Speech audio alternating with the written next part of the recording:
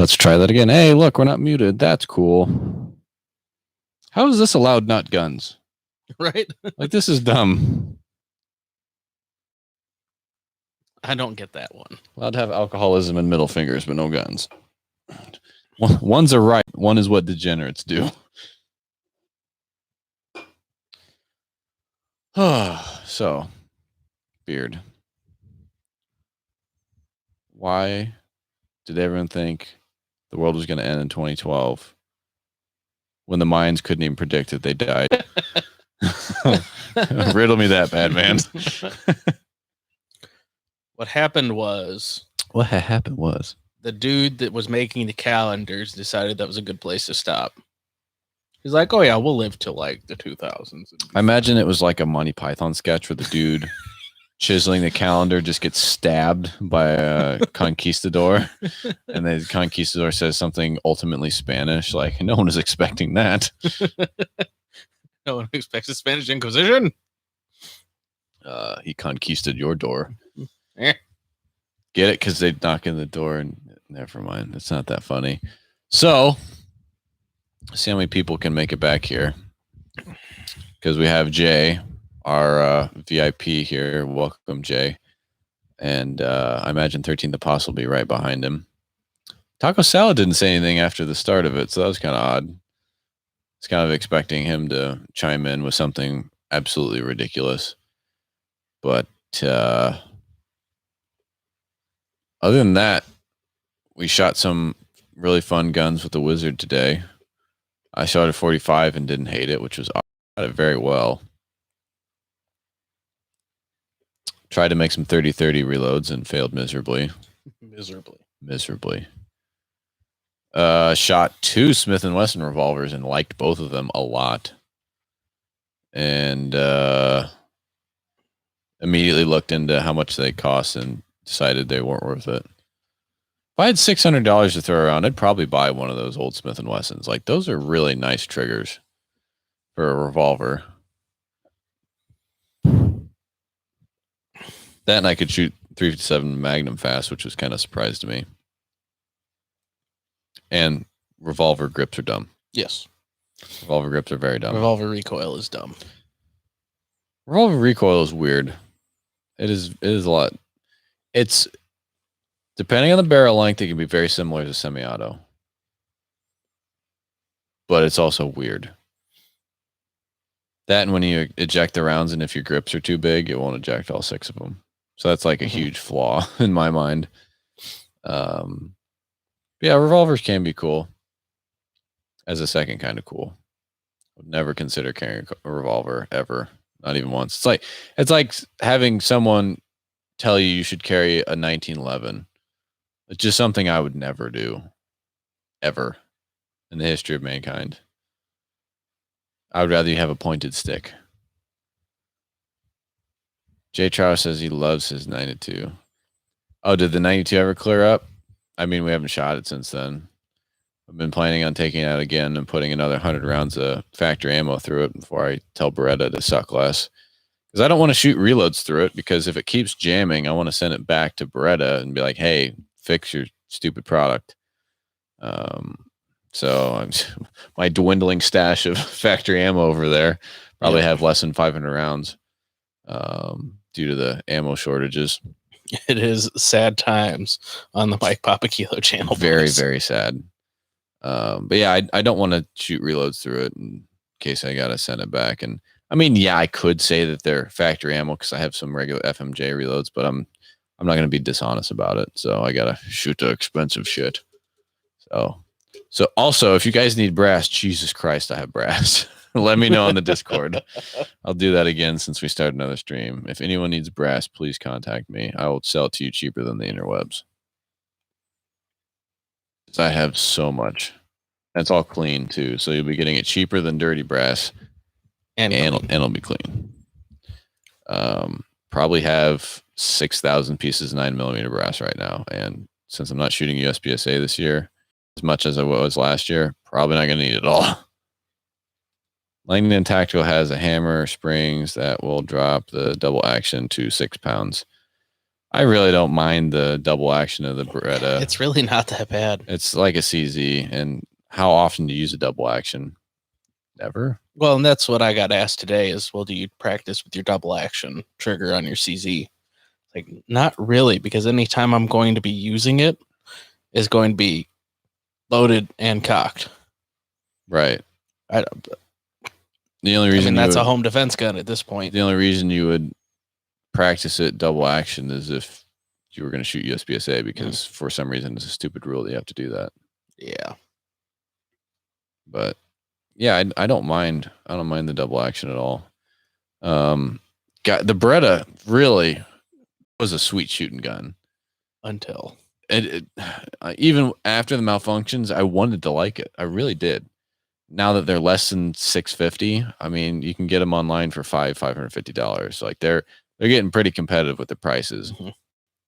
Having the weight from the aluminum frame and just that sweet buttery smooth action, it didn't run the 147s near as smooth. No, I said, I think it was optimized for the 150. So butter smooth. I wanted to love it, and then it just started having. I think we had maybe 8 or 10 malfunctions out of 250 rounds, which is unacceptable in my eyes. But yeah, the magazines were kind of odd too. The fact that we load them to 16, it was like, what? But I overload most magazines, so well, not pistol mags. You could overload basically any AR-15 mag. The Metcar mags, they're 17. I put 18 in them consistently For the CZ. Mm-hmm. I don't remember that. So I remember the CZ mags are 18 because they got the extended base plate. Yeah, the Metcar are 17, and I pretty much consistently put 18 in them. I don't remember that. It's been a while since we shot that gun as a video. But yeah, the conversation we should be having is Caniks versus CZs, and I'd like to just humor that for the last 10, 20 minutes here. So out of box, Caniks have 4.5 pound triggers, mint. So I guess that'll be one. They're very inexpensive. Mm-hmm. They went up in price since the scare buy, much like everything did. So they're about $350 now instead of $3.25. You can find them for $325 to $350 right now if you're lucky. But I don't think they're in stock. Yeah, they're not in stock. I think RK Guns had them for $3.25 and they weren't in stock. But the ones that were $375 were. I like the Canik models better than Glock models too. Like the other models, they don't just vary in size; they vary in style too. It's not like a Glock where it just gets bigger or smaller. You can find sights for them pretty easily. The magazines are very inexpensive, and they come straight from Century Arms' website. You can find holsters for them fairly easily. Trigger breaks at the frame. That's the first negative. God, they're unholy reliable. In 11,000 rounds, I think I had 2 malfunctions. And that was because it was dirty as hell. I mean, that's probably what it was, but I don't think I could chalk that up to that. Competition-wise, like, there's just so much support for them now. Very nice trigger reset. I will give it that. Best in class, really, as far as trigger resets concerned. It's almost as good as a 1911 reset. The initial trigger pull isn't as good as a 1911. There's no doubt about that. It almost fits my hand. That's a pretty big plus. And I mean, the recoil impulse is actually pretty good. It's not the best, but there's very few bad things I say about the Canik, and it's the one thing is that trigger breaks at the frame. Out of box, the magazines didn't drop free, but they fixed that with the newest generation of the Canik TP9 SF1s. So that's good to see and hear from the interwebs. Some of you guys have given me your feedback, and by some I mean like 2 or 3, but that's better than nothing. Yeah, from what I've seen, they're all very reliable, and all the big names on YouTube that shoot them seem to like them. And really, all those things can be said about CZs is they're not as reliable as the Canik. I've seen a lot of parts breakages at competition. It's just like a 1911, like it's extractors. Like they'll shear extractors like crazy. Sometimes they'll break disconnectors too. I saw Alex Goot, his his firing pin stuck forward, so he couldn't even load his gun. So he had to go to the safe area. I followed him, took his gun apart, took the firing pin out, cleaned it, put it back in, and it moved free. So that was very weird. He was right at the starting line, tried to load his gun, and it wouldn't load because the firing pin was out. So the brass couldn't come out of the magazine up into the breech. Interesting. So they're not as reliable as the Caniks. Magazines are awesome. Metgar mags are great. And cheap. And very inexpensive. Competition-wise, there's a lot of support. Accessorize, there's a ton of support. Holsters. Replacement parts. Aftermarket and custom replacement parts. Sights are great. A lot of different sights for them. Police departments and militaries have used them, mainly European ones. I wish they would take off in the United States because they would be making bank. The CZs or the... Yeah, CZs. What else? They break against the frame, unfortunately. Yeah, that's the negative. Not as reliable as the Caniks. That's like a half. Because you're setting the par. Pretty high. And I have to give the cool factor to the CZs because they just look cool. Mm-hmm. And the fact that they have the slide writing on the inside of the frame is kind of a different look to it. Mm-hmm. And it gives a different recoil impulse. It gives it a lower bore axis, which makes it less snappy, easier to recover from. You get a nice metal frame, and it's probably a lot easier to recover. And there's two different styles. You can rock a decocker, you can do cocked and locked with a safety. So if you have different ways you want to run your gun, you can even do that. So naturally, between the two, I pick a Canik because double to single action is not something I've ever been a fan of. That's why I've never considered buying a 226 because they suck. But the Stormtrooper Canik. Mm-hmm. JHR posted that. Nice.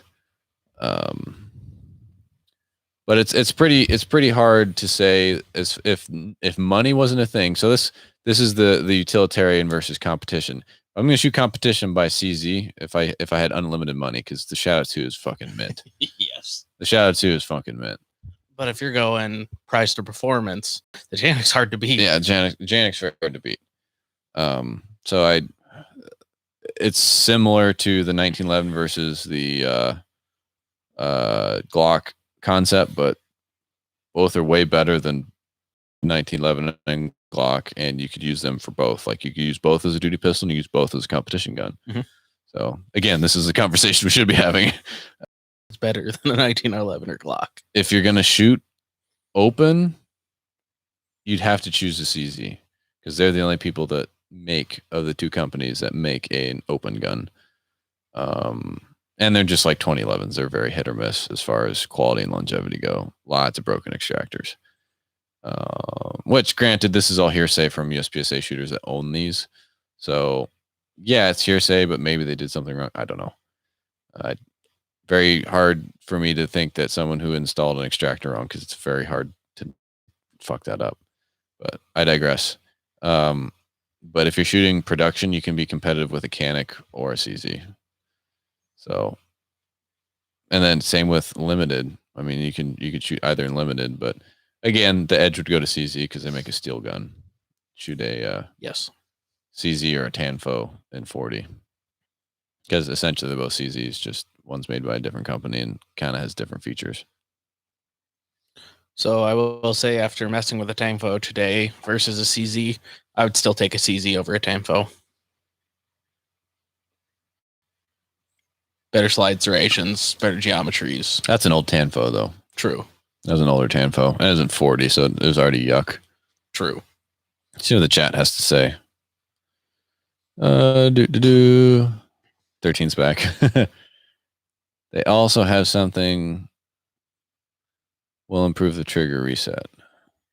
I always liked how Beretta's looked. That open top, just likey. I've always hated that about Berettas. I think it's dumb. Yeah, it's a very different recoil impulse because of it. 17 or 18, I can consistently put 6, sometimes 7 in. It's a penis joke. I think that was a weak thumbs joke. Unless you pour. Look at that pour. Pour. My 92F is from 1989. Is extremely buttery. The mags also overload to 16 rounds. Oh, there you go. It's been a thing since forever. Apostle has extendo base pads. You savage. Not taking ammo or guns. That's talking. Talking. Okay, sorry.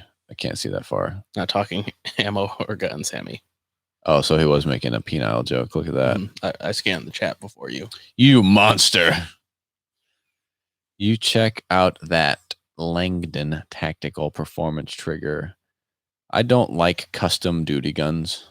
So everything with the Langdon tactical and his whole, I watch some of his YouTube videos and I just want to die when that man talks. Like, it is just preposterous. I've never watched any of his. Don't. Save myself the AIDS. Yeah. Some of the shit it's good because he does preach fundamentals, which basically everyone does because that's what every instructor does. But some of it is just unholy and unwatchable. Like, whenever I see, oh, Green Beret shoots Sig Sauer Turd, or oh, Green Beret shoots Langdon Tactical, I'm like, I can shoot better than 90. I can shoot better than 90% of the military. Like, the fact that normies think because a military member shoots well or is in the military, that means they shoot well. That's not how this works. Absolutely not. Especially if you're not the Air Force and the Navy. Yeah. Like, the Air Force and the Navy get very little hands-on time with firearms. Yeah. Unless they're in the infantry. And then or special the people who get the most are the Marines, and look how smart they are. Like, every Marine's a rifleman. They get the most training, and I mean, they eat crayons. So can you really say, can you really take anything they say at face value? No, you can't. But yeah, that's the kind of shit that pisses me off is, I mean, even with anywhere in life, like just filling out job applications now, like you get priority just because you're a military veteran. And really what it boils down to is, can you take orders well? That's really what most companies are looking for. Someone who takes orders well. That is not me. So I kind of get that, but just because you're in the military doesn't mean you know how to shoot well. Because what I want to do is I don't mean to cut you off, but if I had a nickel for every time I was in the military in 1978 and I shot my iron sights up to 500 yards, you guys have no idea what you're doing. Yeah, when you're shooting a silhouette that's 3 times the size of the average Vietnam Kong. Yeah, cool, bro. Very cool. Yeah, let me go get this 4 foot by 4 foot played out and I'll go shoot at that. Yeah, I'll hit that with open irons. Yeah. At 500 yards. No problem. No problem. Fuck. Oh, anyway, what were you saying? Well, back to the conversation about you want someone takes orders. Like, no. I'm going to get to the root of the problem of what you actually want. Right. Because I know that most people aren't going to tell me what they want. Right. It's like trying to have a conversation with my mother and my father today where my mother wants replacement lights. My dad's like, well, what do you want them to do? Well, I just want replacement lights. No. That's not how this works. Why? Tell me why you want what you want, and I can get you what you want. White women are the worst. That is what I essentially do in my job, is to say, all right, we want it to break here. Okay, well, how do you want to do that? Why do you need it to break there? Oh, because this is the thing our FEA said. I'm like, there's the root of the problem. Yes. Let me see your model. Seems like your boundary conditions are shit. How do you expect this to work with your boundary conditions are shit? I'm going to have to ask you to get better at your job. Yeah. And that's root cause analysis, critical thinking. That's something that can be said for shooting much. Well, I was thinking about that today because when we had our buddy brought his cargo vroom vroom over, it was having trouble striking the brass and having a piston ignition. And the Neanderthal level of that is, I'm going to do tap, rack, bang until it works. Critical thinking says, well, look at the brass. What's the brass show you? It can show you if it's high pressure, low pressure. It can show you if it's an unsupported chamber, if there's a bulge, if the striker's not hitting properly, and that's what skunky. That's what was happening is striker wasn't hitting it properly. At a grunt level who takes orders, all he knows how to do is tap, rack, bang. It doesn't take any critical thinking to go, oh, this is what drill sergeant told me to do. Critical thinking says, okay, this is this piece of brass. This is a system of parts. What part of the system can tell me what's going on? Am I going to look down the barrel? No, not a good idea. Okay. Am I going to take out the magazine and stare at the magazine? Well, that doesn't make any sense. What part is completely integral for this thing to work? Oh, the brass and the bullet and the powder inside of it. Okay. Do I have good ammo? It's factory ammo. Should be good ammo. Cool. It should be. Click, no bang. Rack the round out. Oh, look at that. It's just it's this feedback loop of logic that some people just don't have, and some people haven't been taught to do that and haven't been in a struggle enough to figure that out. That's the difference between a fresh lieutenant out of Fort Bragg and the salty sergeant that's already done 3 tours. He's got the critical thinking, the experience to know what the hell's going on, where this guy has been told what to do in a learning environment, which is terrible. I mean, let's be honest, learning environments are pretty shit. Well, and that's half the battle. Is sometimes you have to have the experience to even figure half this shit out. We had this conversation earlier where half of what we do is looking up and researching so that we know the right questions to ask. Because I've had this problem in my job is I'm coming into something new every day. There are no SOPs for anything that I do. I have to write a separate document every single time I do anything because nothing is the same. Nothing is done the same. I can't write SOPs because everything's different every day. So I have to find the right questions to ask to actually get people what they want. SOP equals standard operating procedure. Yes. And that gives me nightmares of tool design. I would imagine so. People have this problem like, okay, we need this tool to do this thing. Like, okay, why? Okay, you're not communicating this well. Where's the cell that this is happening? Oh, this is NPI, so we haven't figured that out yet. Okay, cool. Let me know when you set up a cell, and I'll go down to the cell and work with the operator because they're the ones who actually know what's going on. Whereas the engineer is just like, I have this magical idea. I don't know how to make it come to fruition. Hey, tool designer, can you figure this out for me? No. So that's tool design. Design engineers are the worst. That's where the women are, Beard. Yeah. So tool design was an absolute monstrosity because every day I would joke like, guys, should I bring in my crystal ball today just so I can read people's minds? Because God, engineers are so bad at communicating.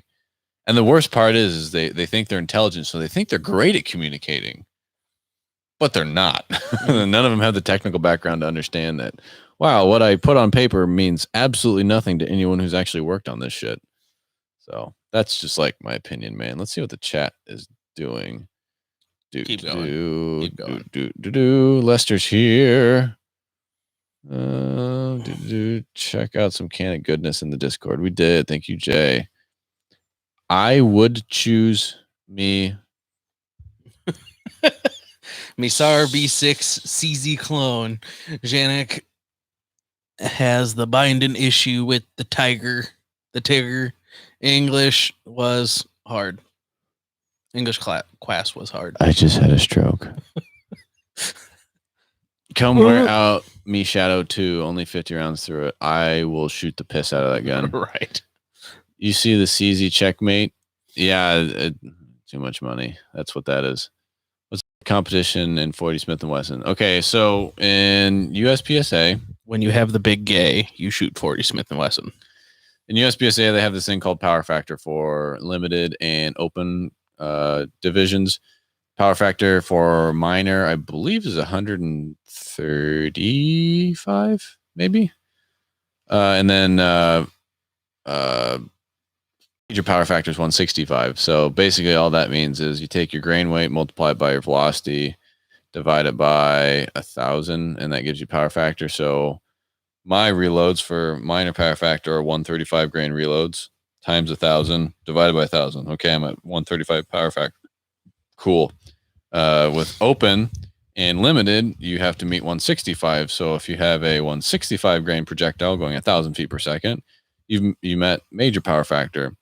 You can't get a 147 grain 9mm bullet going 1,000 with like 1,150 feet per second because you're gonna blow up the gun. So meeting major power factor is very hard. So the only way you can do that is if you have a 5 or 5.5 inch barrel and a muzzle brake to rob some of the gas so your gun doesn't go kaboom and recoil near as hard.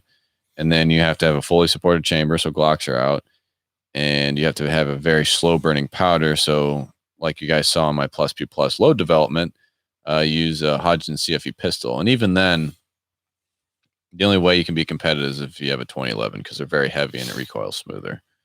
So 40 Smith & Wesson is a very easy way getting around that power factor problem. With that, you can still run a very low pressure cartridge and not worry about blowing up your gun. And for limited, you can only have 140 millimeter magazines, and you can't have muzzle compensators. So shooting 9 millimeter would be nearly impossible because of the recoil. So 40 Smith & Wesson is basically for limited. If you're going to shoot a custom gun, then you can't have a red dot and you can't have a muzzle brake. You shoot 40. Guys used to try and shoot 38 super and 10 millimeter. And then they realized that they could do it with 40, much less expensive. So that's why they shoot 40 in competition so much. Is that's why the checkmate's in 40, because it's for limited division in USPSA. Or you could just shoot better. Oh yeah, yeah. I don't know how that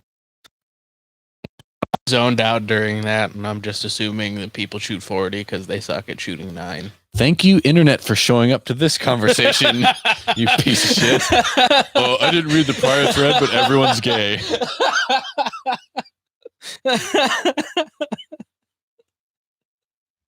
Thank you for embodying the entirety of the internet. Glad I could help. I didn't read what OP said, but he's still gay. What a dick. So yeah, that's why it's in 40 Smith & Wesson. Penile joke. I like the blue ones, says I like the blue ones.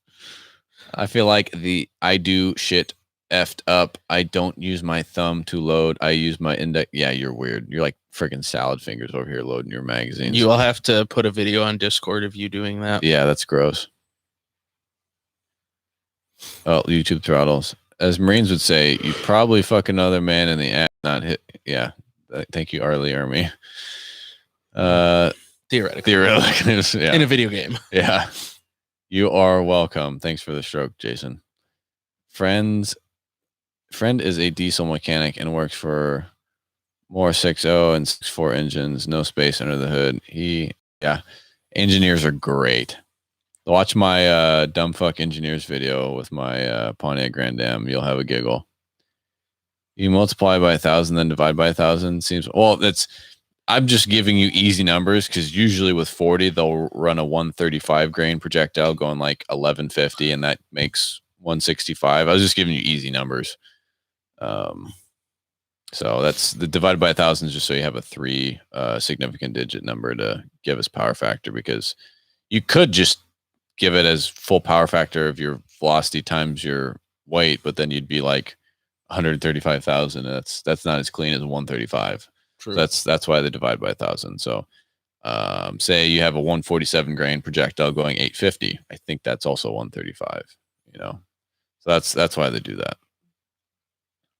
But yeah, USPSA is fun. You should try it sometime when everything opens back up. Or just, load your ammo for the big igloo like we're doing.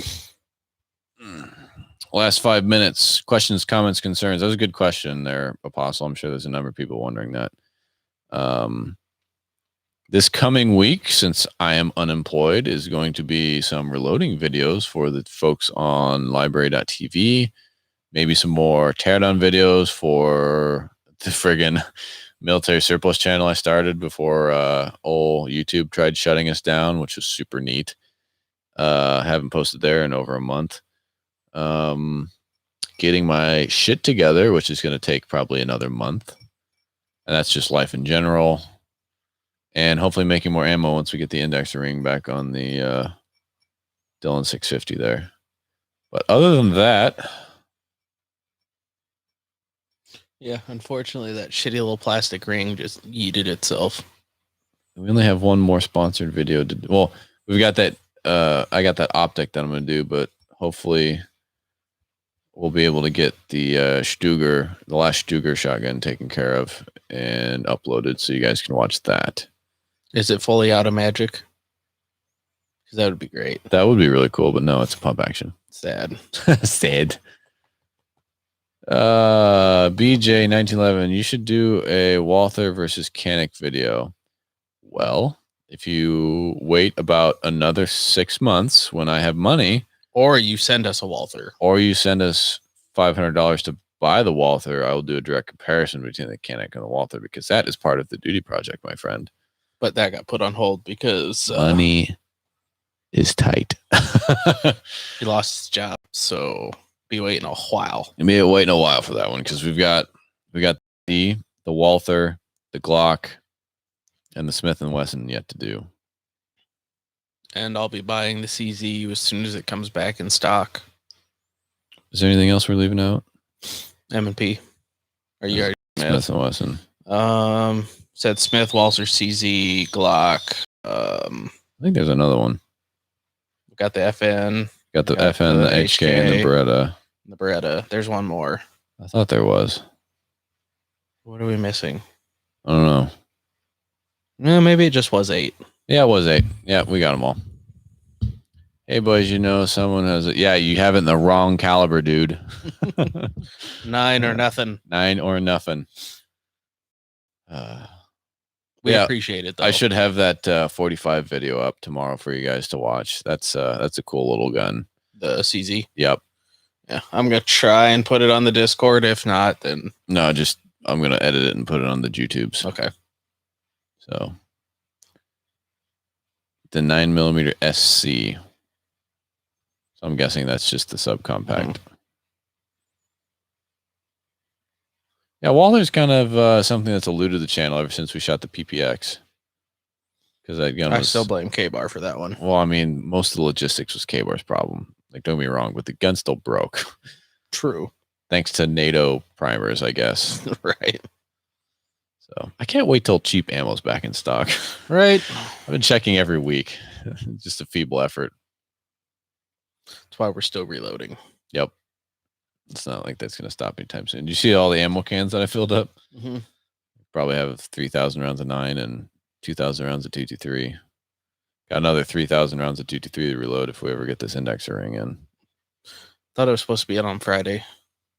It was, but the tracking number went dead, so it's probably in the World Wide Web somewhere. It's just a bunch of ones and zeros now. It was Yote. PPX is garbage, says mpk. Well, there you go. That's all you needed. Thanks, Internet. Always knew we can count on you. I'll never have to do my research again. Our Glock's good. Yes. I don't have to do more research. Look at that. All right. On that bombshell, thanks for coming out, guys. Thanks for your feedback. I think it was a pretty decent discussion for both Canik versus CZ and the initial question. Versus 1911. 1911 versus Glock brand Glock.